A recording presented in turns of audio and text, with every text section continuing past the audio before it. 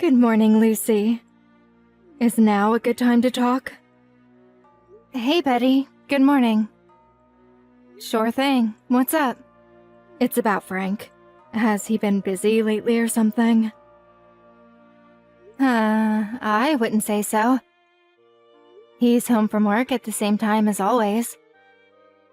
Is he tired then? Not really. He just seems like his same old self to me. Why do you ask? Lucy, you are keeping my son satisfied by fulfilling your womanly duties to him, aren't you? You know, in the bedroom. Well, we do sleep in the same bed. In that case, why haven't you given me any grandchildren yet? You've been married for an entire year already. What are you waiting for, the second coming of Christ? Wait, you are not infertile, are you? Listen, Betty, I know you're my mom-in-law, but this is ultimately mine and Frank's decision. It's not that we don't want kids one day, but we're going at our own pace, and we'll get there when we're ready. We'd really like it if you could be a little more patient. I've been doing nothing but being patient with you. My cousin Nora got married after you two, but she already gave birth to twins. And you know Graham from across the street? His daughter gave birth last week. Why does everyone seem to be having babies except you and my son? I'm the only one in my friend group without any grandkids, and the embarrassment is killing me. I guess we just haven't been blessed with any yet. You'll never be blessed if you don't do the deed. Goodness me, Lucy, didn't you learn how this works in school? Do I seriously have to spell it out? I wait, and I wait, and I wait, but the news never comes. And I hate to have to bring this up, but I feel I have no choice. You've been getting fatter and fatter ever since you and my son got married.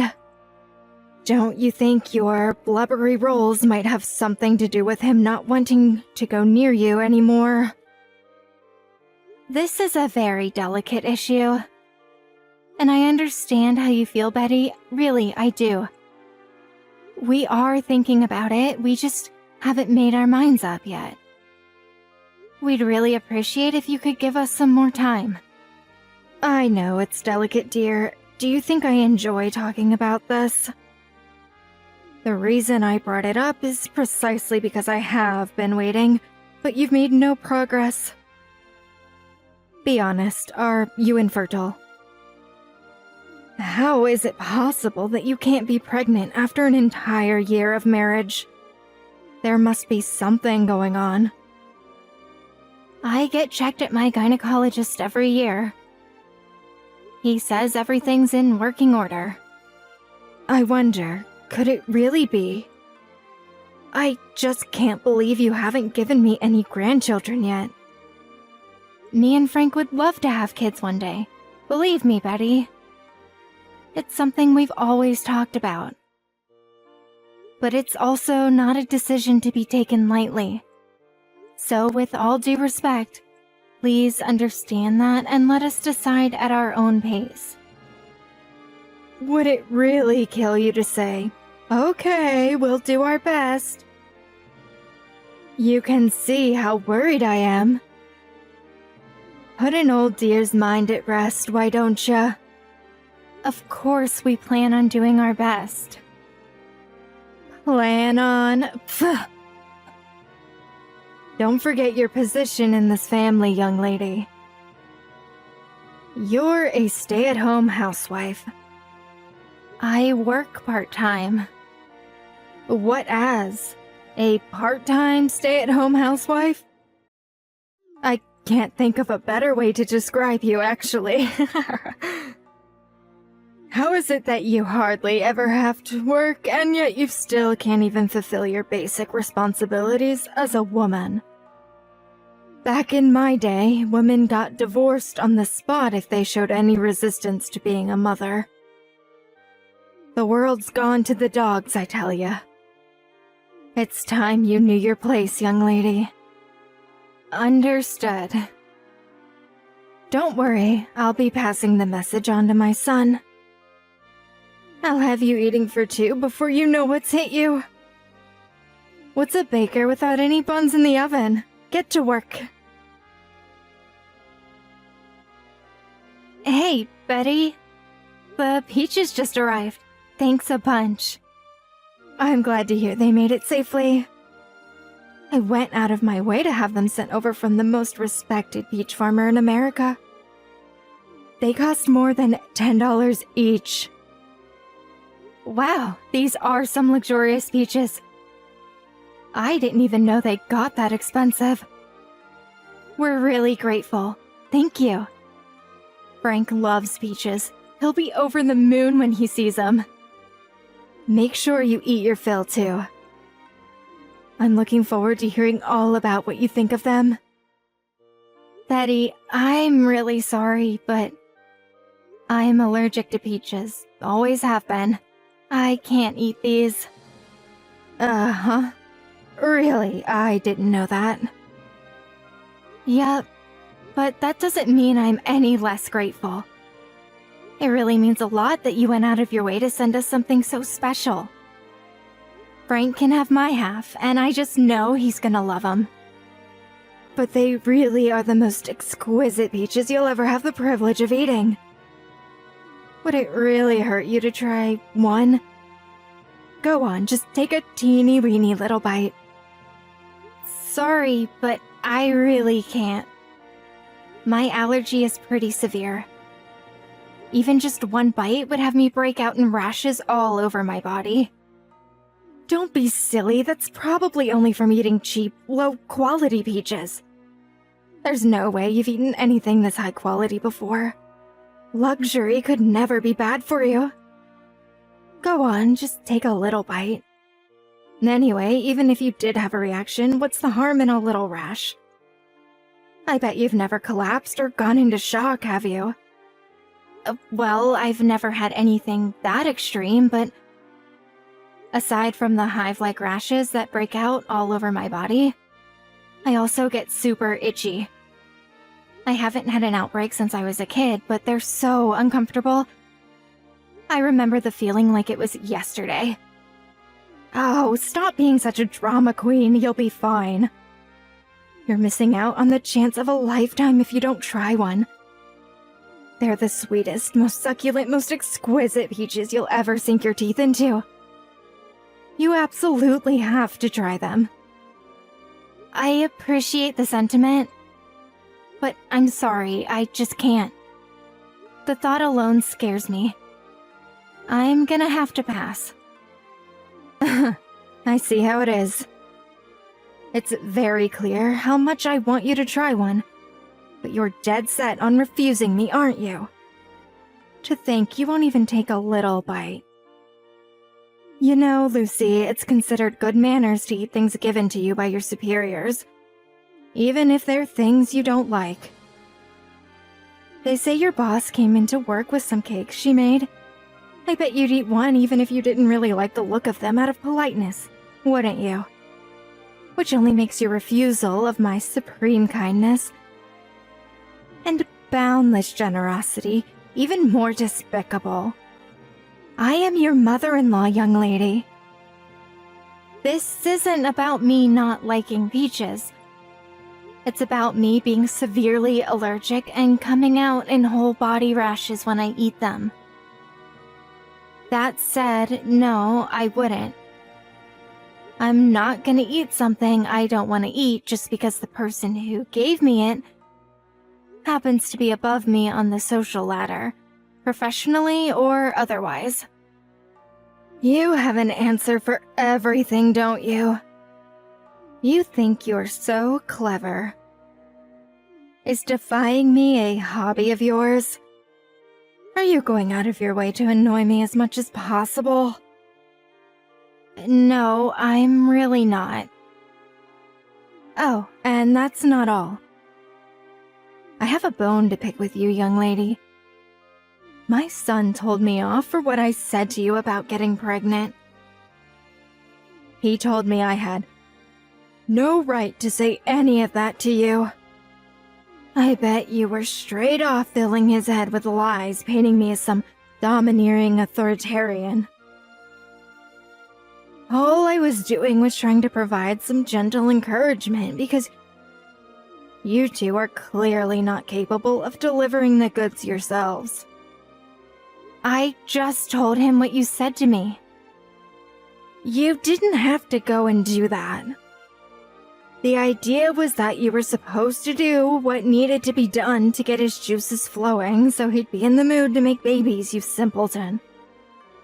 Why did my son have to marry the most thick-headed woman on the planet? You should know that all of our relatives will be at my uncle's wake next week. The thought of inviting such a tactless dullard to such an important family event is so terrifying it keeps me awake at night. I keep having these premonitions where you put your foot in the most awkward, embarrassing way and make me look like a fool in front of the whole family. Don't worry, I'll be careful not to cause you any problems. I hope that's true. Forget it, I'm wasting my breath. It's obvious by now that everything I say to you goes in one ear and straight out the other. Just see to it that you don't do anything that affects my stellar reputation in this family, or there'll be hell to pay. Lucy, what's going on? Why would you go home all of a sudden when my mom's in such a bad way? Because your mom collapsed. What kind of reason is that? Wait, is this because she said all those things to you recently? Look, I guess she can come across as too direct and lack delicacy sometimes. But surely you can see how going home when everyone's running around in a panic trying to get her help is crossing the line? Are you at the hospital now?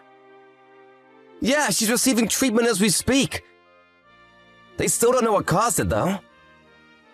It was all her fault. Huh? What? Are you seriously saying it's my mom's own fault she collapsed? How can you say that with such confidence? No way. This doesn't add up. What did you do that made my mom start foaming at the mouth and collapse all of a sudden? She was unconscious, goddammit! I didn't do anything. She drank the coffee that was intended for me.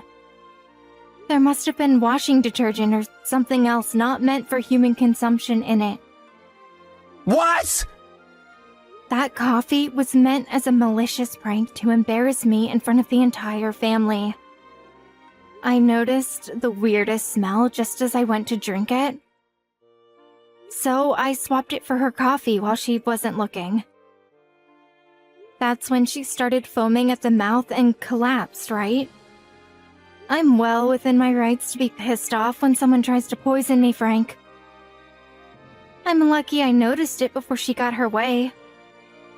Because it would have been me lying in that hospital bed if she did.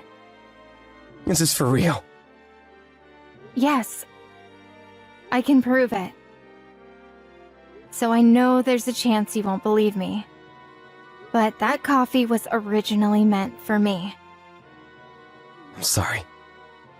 Damn it! What the hell does my mom think she's doing? She's the worst! It's okay, sweetie.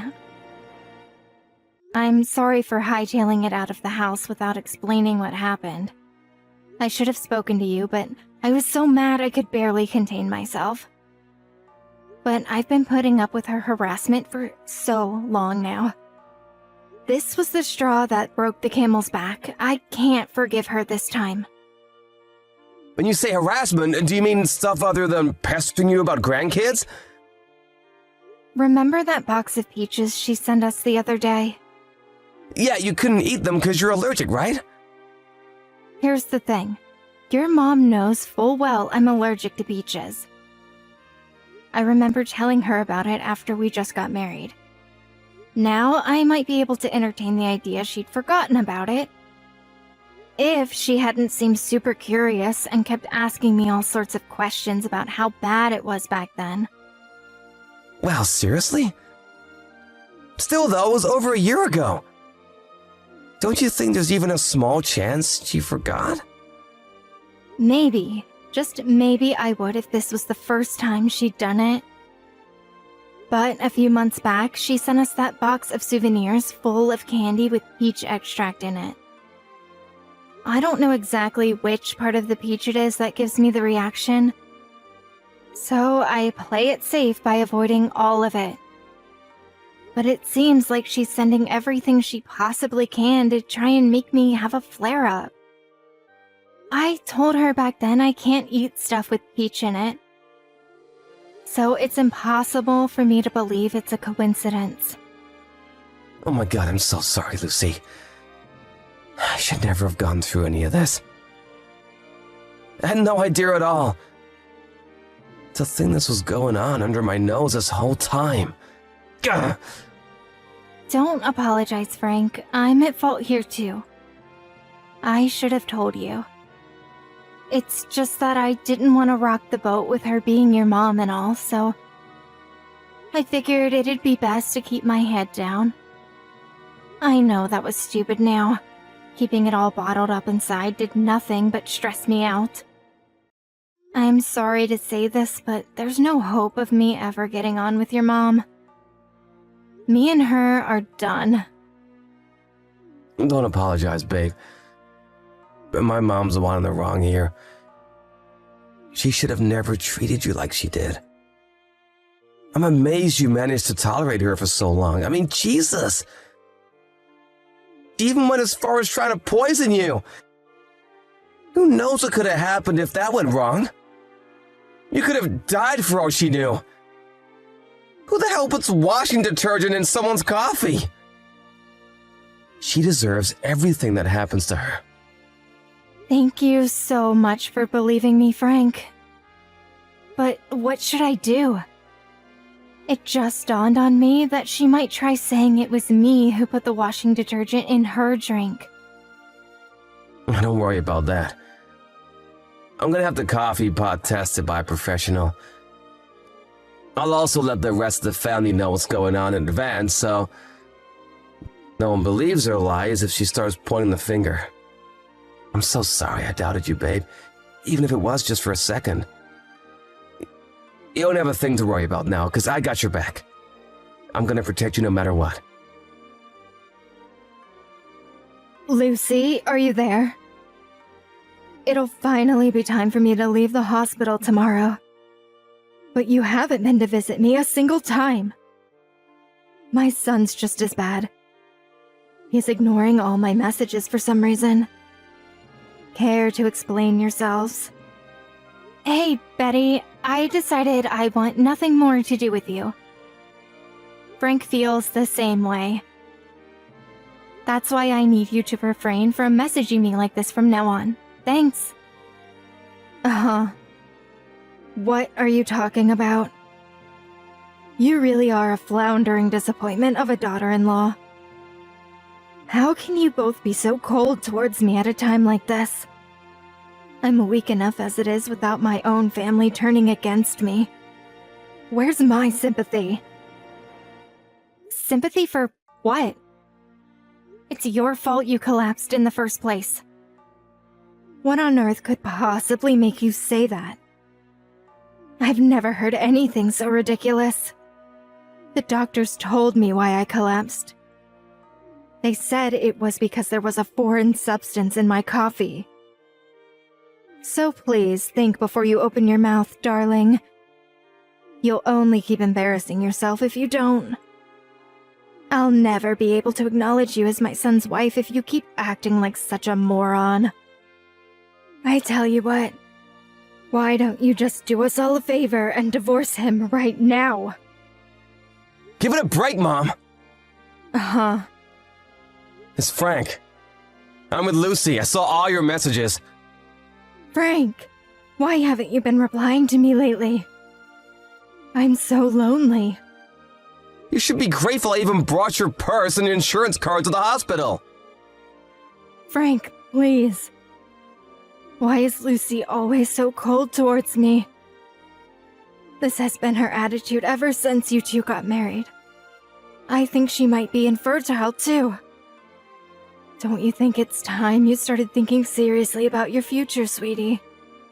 You're still young. There's still time for you to find someone else. But I don't want anyone else. I made a lifetime vow to Lucy when we got married, and I'm sticking to it. Nothing you say will change that. Good grief. Why won't you use some sense, boy? Where's the sense? Go on, I'm listening. Where's the sense in trying to poison my wife with washing detergent? Excuse me? The doctors told you they found a foreign substance in your body, right? Yes. I had the contents of the coffee pot sent off to a lab. The results came in, and I have a list of the chemicals I found inside it. They were 100% matched with the washing detergent in your kitchen cupboard. You were the one who poured everyone's coffee, right? I know you tried to make Lucy drink it. No, you're wrong. Yes, maybe it was me who poured the coffee. But I'm pretty sure it was Lucy who have brewed it in the pot beforehand. Lucy did this. Think about it, son. I'm the one lying in a hospital bed here. Why would I poison myself?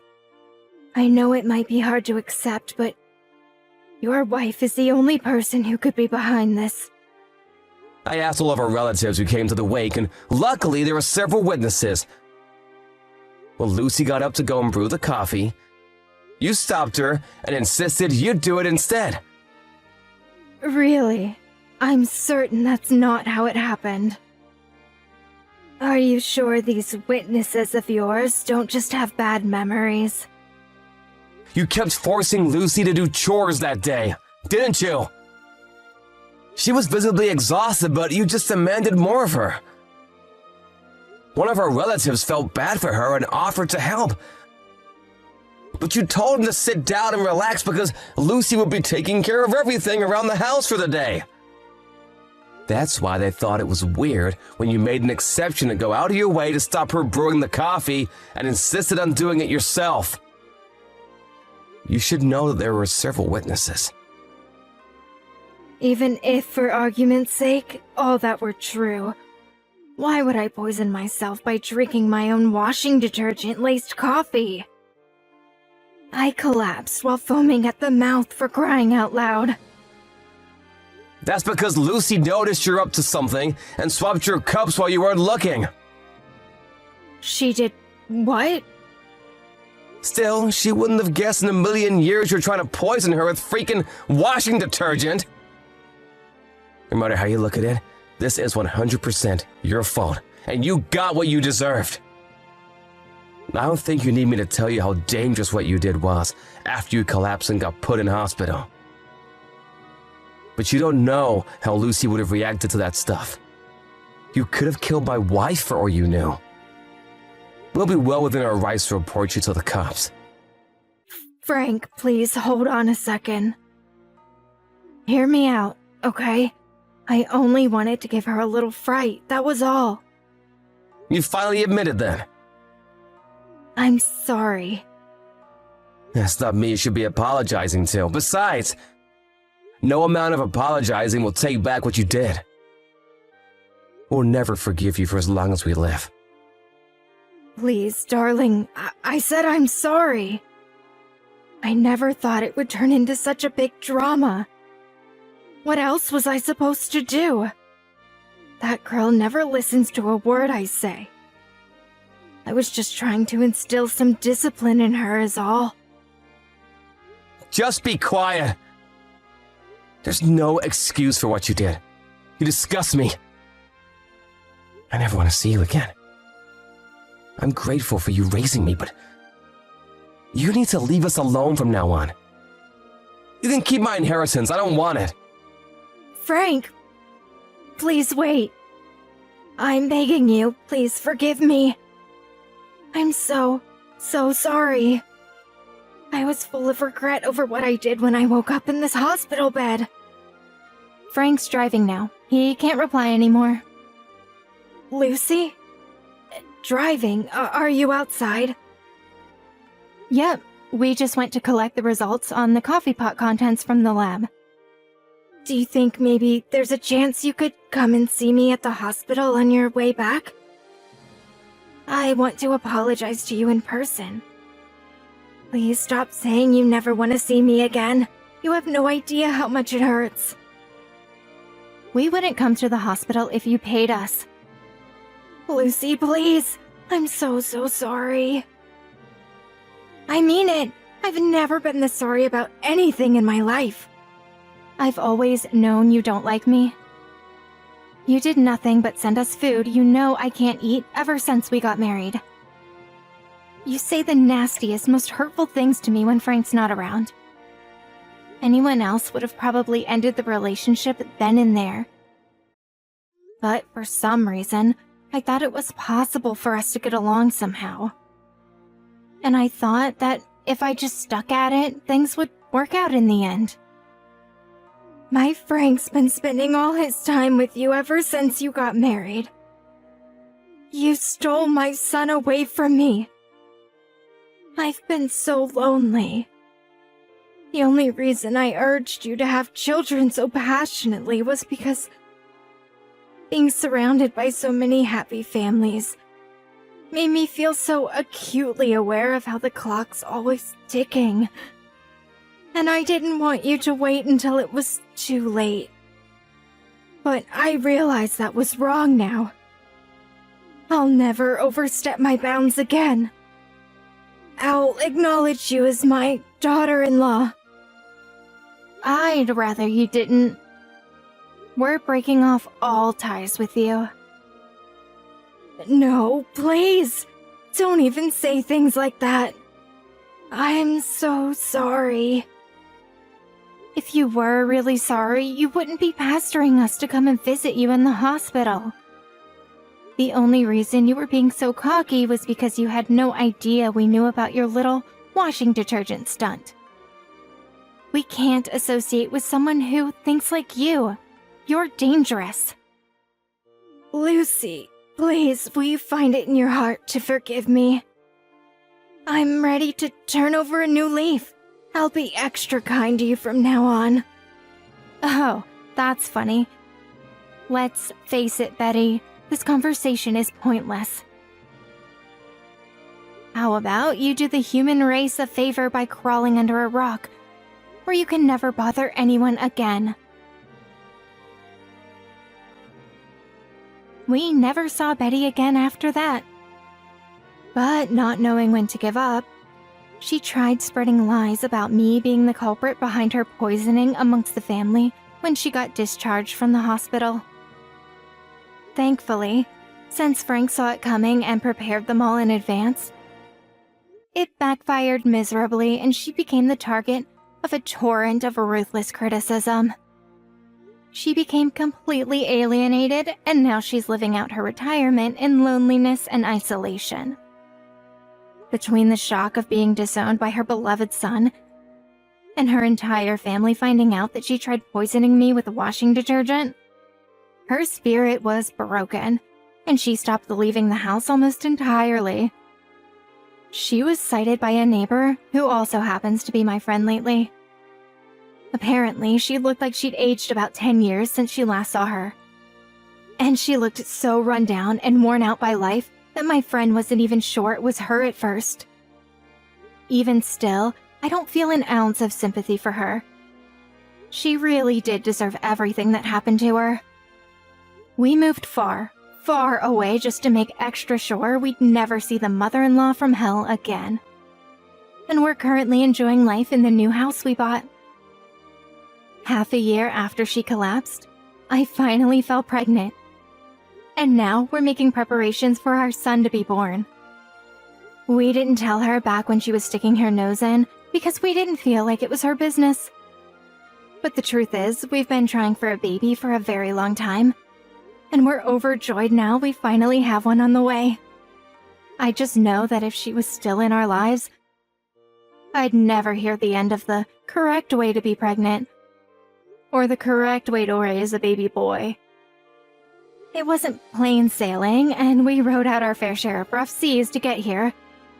But after cutting all ties with Betty, we've never been happier. My priority now is building a happy household full of love and warmth with my amazing, supportive husband and the baby boy we've got on the way. I can't wait to see what the future brings.